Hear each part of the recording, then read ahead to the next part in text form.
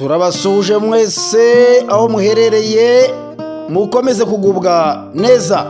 Biro n'umwanya tugiye kubagezaho amakuru atandukanye arimo kuvugwa hirya no hino. Muri amakuru reka tuze kubabwira uburyo none abatavuga rumwe na Tshisekedi bamaganye amasezerano ashaka kugirana na Leta Zunze Ubumwe za Amerika. Turabwira kandi ko abasirikare b'abacancuro bakiri mu kazi muri FARE hariya muri Romania mu barwanaga na M23 bagiye gukanirwa urubakwiriye. Ntabwo ari byo gusa kuko turi babwire ko abatuye Kinshasa bagaburirwaga na Kivu bariya nabo batangiye kumva ngo ingaruka inyeshyamba za RCF zarashe indege y'igisirikare cya Sudani. Ibyo turaza kubirambura. Hanyuma tubabwira uburyo Trump yagaragaje ko Putin na Zelensky biteguye kumvikana. Reka rero mu kanya gato cyane duhite tugaruka turambura ayo makuru. Abatavuga rumwe na Tshisekedi bamaganye amasezerano ashaka kugirana na Leta Zunze Ubumwe za Amerika. Ihuriro ryitwa Lamuka rigizwe n'amashyaka atavuga rumwe n'ubutegetsi bwa Repubulika ya Demokarasi ya Kongo ryamaganye umugambi wa Perezida Tshisekedi wo kugirana na Leta Zunze Ubumwe za Amerika amasezerano y'ubucukuzi bw'amabuye y'agaciro. Kuwa gatatu Mata 25 Tshisekedi yakiriye intumwa za Amerika ziri mu mujyanama mukuru w'iki gihugu muri Afurika witwa Masade Bulos. Baganire kandi ku bufatanye bw'ibihugu byombi mu iterambere no mu mutekano. Rero Bulos yagize ati nishimiye amahirwe nagize yo guhura na Perezida Tshisekedi. Twaganiriye ku ngingo zitandukanye zirimo iterambere ry'umubano wa Amerika na RDC ushingiye ku bucuruzi. Mwumvise iby'amasezerano y'ubucukuzi bw'amabuye y'agaciro. Twasuzumye icyifuzo cya RDC kandi nishimiye kubatangariza ko njye na Perezida twemeranyije ku nzira ijya imbere yo kuwutegura. Igikomeye rero cyatumye leta ya RDC yegera Amerika no kugira ngo izayifashe kurwanya imitwe yitwaje intwaro, inayubakira inzego z'umutekano kugira ngo zishobore kurinda ubwigenge n'ubusugire bwa RDC. Ibyo rero Tshisekedi yabisobanuye kuva muri Gashyantare 25 nyuma y'aho abarwanyi b'ihuriro rya AFC M23 bari bamaze gufata umujyi wa Goma hamwe na Bukavu. Umuvugizi wa Lamuka Prince Espenge uyu yitwa Prince Epenge ku munsi wa kane yatangaje ko amasezerano Tshisekedi ashaka kugirana n'ubutegetsi bwa Amerika ngo ameze nko kugurisha umutungo wa RDC nyamara habaho ubufatanye bufitiye inyungu buri ruhande. Yagize ati amabuye y'ingenzi y'igihugu cyacu ashobora gushira kandi ubufatanye bwose bwabaho bukwiriye kubyitaho. Kubw'ibyago rero amasezerano Felix Tshisekedi ashaka kugirana n'iki gihugu cyo muri Amerika nta kindi ari cyo keretse kugurisha umutungo w'igihugu cyacu. Abanyekongo ntibabishaka. Epenge yatangaje ko Tshisekedi yakoze ikosa rikomeye ryo kutubaka igisirikare cya RDC mu gihe cy'imyaka 5 amaze ku butegetsi, agaragaza ko kwibwira ko ingabo za Amerika zamufasha kurinda iki gihugu kubera ko wazatanga amabuye y'agaciro ngo ari ukwibeshya. Ati gutanga amabuye y'agaciro kugira ngo uhabwe umutekano ni ikosa rikomeye. Leta ya Felix Tshisekedi rero itaragize ikikora keretse kubyina no kuririmba mu myaka 5 aho guteza imbere politike y'ingabo. Yizera ko umutungo waguranwa uburinzi bw'igisirikare cya Leta Zunze Ubumwe za Amerika. Bulos yagaragaje ko iterambere ry'ubukungu ritashoboka mu gihe umutekano wa RDC utameze neza, bityo ko Amerika ishyigikiye ko intambara yo mu burasirazuba bwa RDC ngo ihagarara.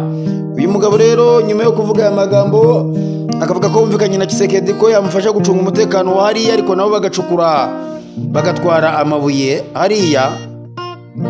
Murumva ko n'abatavuga rumwe n'ubutegetsi bwa Tshisekedi bariye karungu, bavuga ko ibyo ngibyo badashobora kubyemera ko byaba ari kugurisha igihugu, kuko ngo kuva muri Amerika ukaza gutwara umutungo wa Kongo ngo amabuye ashobora kugera gutya akashira, yamara gushira igihugu cya Kongo kigasigara ngo nta mutungo na muke gifite. Ibyo rero bakaba bavuze ko badashobora kubyemera niyo byagenda gute. Tshisekedi rero murumva ko arimo kurwanya impande zose, yaba mu buryo bwa diplomasi, yaba mu buryo bw'intambara, hose bamumereye nabi cyane. Reka mu kanya gato cyane mpite ngaruka nkomeza mbabwira n'andi makuru arimo kuvugwa muri icyo gihugu. Muri iki gihugu kandi abatuye Kinshasa bagaburirwaga na Kivu, aba nabo ngo batangiye kumva ingaruka. Gufunga rero ikibuga cy'indege cya Goma kuva umujyi wafatwa na M23 mu mpera za Mutarama byahagaritse iyoherezwa ry'ibiribwa n'ibindi bicuruzwa biva muri Kivu y'Amajyaruguru bijya mu murwa mukuru wa Kongo ariwo Kinshasa. Abatuye rero Kinshasa basanzwe batunzwe n'ibiribwa biva muri Kivu bahatiwe guhindura imirire yabo kuko ngo ibicuruzwa hafi ya byose byabuze ku masoko. Nk'uko rero bitangazwa na Dechuel, gufunga ikibuga cy'indege cya Goma kuva umujyi wafatwa na M23 mu mpera za Mutarama ngo byagize ingaruka ku ruhererekane rwose rw'ibicuruzwa hagati ya Kivu na Kinshasa. Ibiciro by'ibiribwa bimwe na bimwe byaratumbagiye hejuru nyuma yo kurangiza ibyari mu bubiko, kandi ngo ibigo bigemurira amasoko mato byabaye ngombwa ko noneho bigira gutya nabyo ngo bigafunga. Murumva rero ko Kinshasa nabo batangiye kumva inzara kubera Kinshasa bagaburirwaga cyangwa se ibiribwa bituruka hariya za Goma na za Bukavu byajyaga bigeranwa n'indege bikageranwa ari Kinshasa bagashobora kubona ibyo barya. Ubu rero ngo byatangiye kubagira ingaruka zikomeye cyane kubera ibura ry'ibiribwa, cyane cyane biturutse ku ngaruka z'uko Goma M23 yifashe ndetse na Kivu ndetse na Bukavu. Hanyuma ibyavaga bijya muri Kinshasa ubu nyine bikaba bitarimo kujyayo. Murumva ko abantu ba Kinshasa batangiye kugira ikibazo gikomeye ndetse cyane. Reka rero mu kanya gato mpite ngaruka mbabwira n'andi makuru arimo kuvuga noneho y'abacancuro.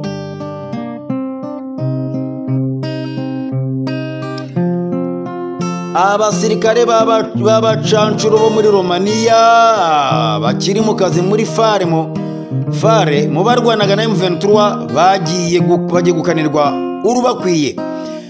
Iperereza rya Minisiteri y'Ingabo za Romania ryagaragaje ko amagana y'inkeragutabara za kiriya gihugu ndetse n'abasirikare bo mu ngabo zacyo bakiri mu kazi bari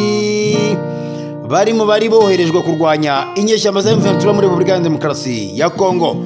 Abasirikare rero ba FARE bivuze ko mu magambo arambuye ni Fortele Armate Romane, bari mu bacancuro b'abanyaburayi bari hagati y'1500 n'ibihumbi 2000. Leta ya Kongo Kinshasa yari yaritabaje ngo bayifashe mu ntambara ihanganyemo na M23. Ikinyamakuru rero cyitwa Euractivity cyo mu Bubiligi kivuga ko Minisiteri y'Ingabo za Romania yatahuye ko amagana y'inkeragutabara za kiriya gihugu ngo yasinyanye amasezerano na sosiyete zigenga zo muri Kongo. Iperereza rero ry'iriya minisiteri kandi ryagaragaje ko hari abasirikare bakiri mu kazi nabo bagiye kurwana muri Kongo nyuma yo guhabwa ikiruhuko ngo cy'ababyeyi. Raporo y'iyi minisiteri ivuga ko mu nkeragutabara zaje kurwana ku ruhande rwa FARDC harimo 24 bari barasubijwe mu gisirikare cya Romania hagati ya 2023 n'umwaka wa 2024. Ikomeza ivuga ko abasirikare 7 bakiri mu kazi byagaragaye ko bakoreye mu buryo butemewe muri RDC hagati ya 2023 no mu ntangiriro za 2025 ubwo bari mu kiruhuko cyemewe cy'ababyeyi kugeza abana babo bagize imyaka 2 y'amavuko. Batatu rero muri abasirikare ngo baracyari mu kiruhuko mu gihe bane bamaze gusubira ngo mu kazi. Amakuru kandi avuga ko ikirego kireba umwe muri bari abasirikare cyamaze gushyikirizwa ubushinjacyaha bwa gisirikare mu gihe bagenzi be nabo bagomba kuzabushyikirizwa. Mu byo rero bashinjwa nk'uko iperereza ryabigaragaje harimo gusohoka igihugu nta ruhushya ndetse no kujya mu bikorwa byo hanze y'igihugu bidafite aho bihurira n'inshingano zabo za gisirikare. Euractivity rero ikavuga ko hejuru y'abari abasirikare muri rusange inkeragutabara 463 zo muri Romania zirimo izavuye mu gisirikare kubera kugeza ku myaka y'ubukure, kwegura cyangwa se uburwayi arizo zarwanye muri Repubulika ya Demokarasi ya Kongo. Muri Gashyantare rero uyu mwaka nibwo abacancuro hafi 300 bo muri Romania berekeje mu gihugu cyabo baciye hano mu Rwanda nyuma yo gutsindwa na M23. Byari nyuma y'uko uyu mutwe wari umaze kwigarurira umujyi wa Goma uwirukanyemo ihuriro ry'ingabo za leta ya Repubulika ya Demokarasi ya Kongo barimo. Minisiteri y'ingabo za Romania ikavuga ko bamwe muri bari abacancuro barasubijwe mu gisirikare ngo nta kibazo biteje, bijyanye no kuba bafite inshingano zoroheje ngo zitabemerera kugera ku makuru y'ibanga akomeye. Minisitiri w'ingabo za kiriya gihugu witwa Angel Tilivar yatangaje ko hari gukorwa isuzuma ryihuse n'uruhare rwatumye biriya bibaho, ngo kuba abasirikare bari mu kazi barahindutse abacancuro n'ishyirwa mu bikorwa by'ingamba ngo ryatumye ngo bitazongera kubaho. Aha rero abacancuro muri Romania barwanyaga M23 bafatanyije n'ihuriro ry'ingabo za leta ya Kongo ririmo FARDC, FDLR, ingabo za SADC, iz'u Burundi n'iza Wazalendo. Murumva rero ko noneho ahangaha igihugu cya Romania cyo cyatangiye kugira gutya gifata abacancuro bacyo barwanaga muri Repubulika ya Demokarasi ya Kongo, none ubu ngo bakaba batangiye kugira gute, bakaba batangiye kubajyana mu nkiko kugira ngo icyo kibazo kitabweho, kubera ko na leta y'u Rwanda yakomeje kuvuga ngo ni gute abacancuro baje kurwana muri RDC, amahanga yose akaba yarababonye ku mbuga nkoranyambaga, nta kibugu baturukamo byigeze bitangaza kuki nta n'ibyemezo bigeze bafatira mu bantu babo baje kurwana mu ntambara, nyamara ibintu by'abacancuro hari i Burayi bitemerwa. Ngayo nguko rero murumva ko ibintu bitazoroha cyane, kubera ko ubu noneho bigaragara ko ahari baba bagiye gutangira kuburanisha abantu babo banyuranyije n'amategeko mpuzamahanga yo kurwanya abacancuro. Reka mu kanya gato bitenzana no mbabwira ibyahariya muri Sudani. Inyeshyamba za RCF zarashe indege y'igisirikare cya Sudani.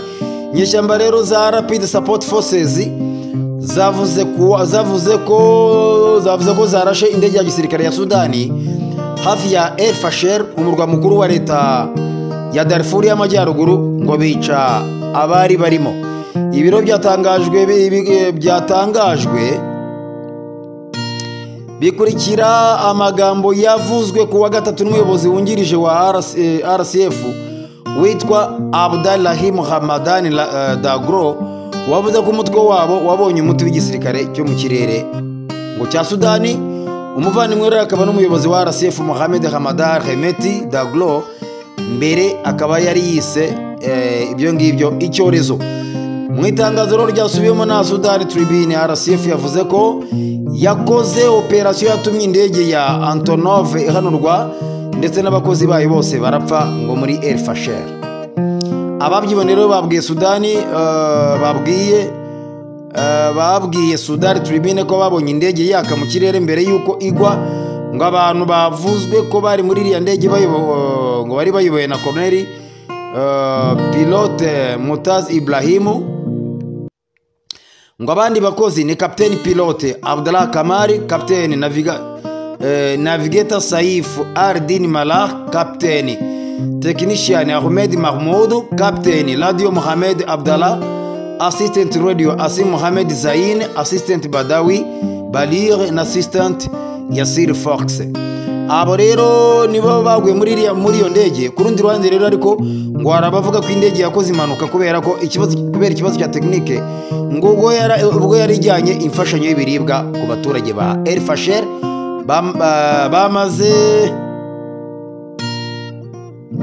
bamaze hafi umwaka bagoswe, ngo bari bamaze hafi umwaka bagoswe na RCF. iyo ndege rero gira ngo marimo murayibona uburyo yashwanyaguritse, ndetse n'abantu bose maje kubabwira amazina yabo bakaba baraguye muri icyo gitero cyagabwe kuri iyo ndege, irashwanyagurika n'abantu bose irabahitana ku buryo nta n'umwe washoboye kurokoka. Aya makuru yacu reka tuyasoreze rero ari muri Leta Zunze Ubumwe za Amerika, aho uyu mugabo witwa Donald Trump, perezida wa Leta Zunze Ubumwe za Amerika, yagaragaje ko Putin na Zelensky noneho baba biteguye ngo kumvikana mu buryo bwiza. Perezida Donald Trump wa Leta Zunze Ubumwe za Amerika yatangaje ko Vladimir Putin w'Uburusiya na Vladimir Zelensky wa Ukraine biteguye kugirana amasezerano y'amahoro yo guhagarika ngo intambara. Kuva rero muri Gashyantare 2025 intumwa za Amerika zahuriye muri Arabia Saudite n'iz'Uburusiya n'iza Ukraine zumva ibitekerezo bya buri ruhande biganisha kwihagarikwa ry'intambara.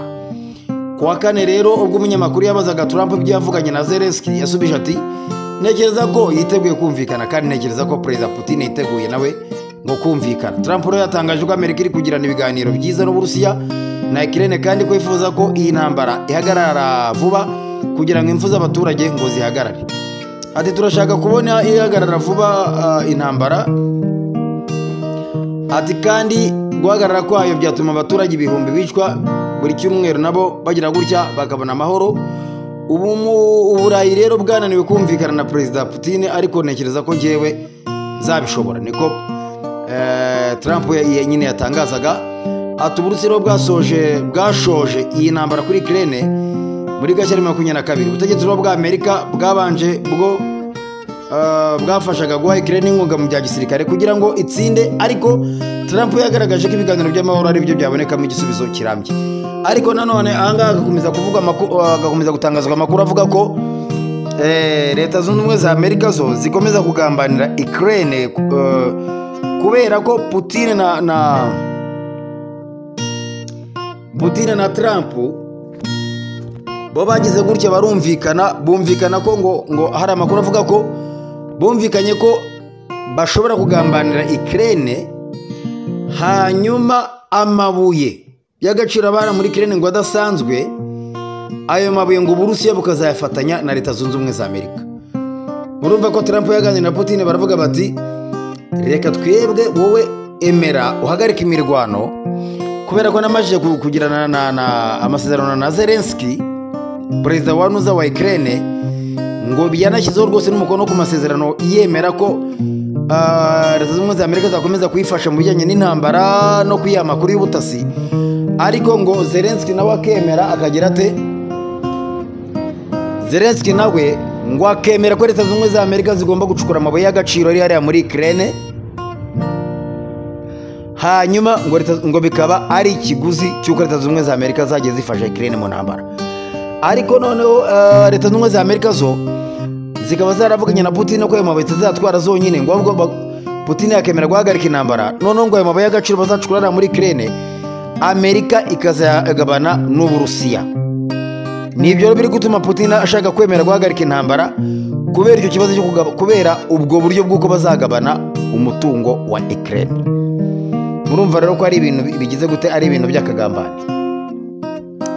Ngayo nguko rero amakuru twari tubafitiye, ariko akaba nari makuru yandarimo kuvugwa ari mu Burundi, uburyo ikibazo cya essence gikomeje guca ibintu hariya, hanyuma bakavuga ko ndashimiye ngo yaba yaratanze ruswa kugira ngo ashobore kwibonera essence bazajya yigenda y'imodoka ze ngo zizajya zikoresha n'iki, ariko nawe akavuga ngo yabikoze kuko bavuga ko yatanze ruswa ya miliyoni 4 z'amarundi, ariko bakavuga ko yabikoze mu rwego rwo kugira ngo koko ngo ashobore gutahura ko hariya mu buryo ababona essence ngo ari uko bayibona, ariko ngo babashije gutanga ruswa. Ngo no muri ubwo buryo nawe yemeye kuyitanga kugira ngo ashobore gutahura ko koko ngo hari muri kiriya gihugu cyarimo ruswa ku bigendanye na essence. Harimo kuvuga amakuru menshi cyane ariya mu Burundi, naho reka mu yandi makuru turi bukore mu gihe kiri imbere turaza kugira gutya nayo tuyabagezeho nitumara kuyatahura cyangwa se kuyatohoza neza. Ngayo nguko rero reka amakuru yacu twafitiye uyu munsi tuyagarikiriza aho ngaho, mukomeza kugubwa neza.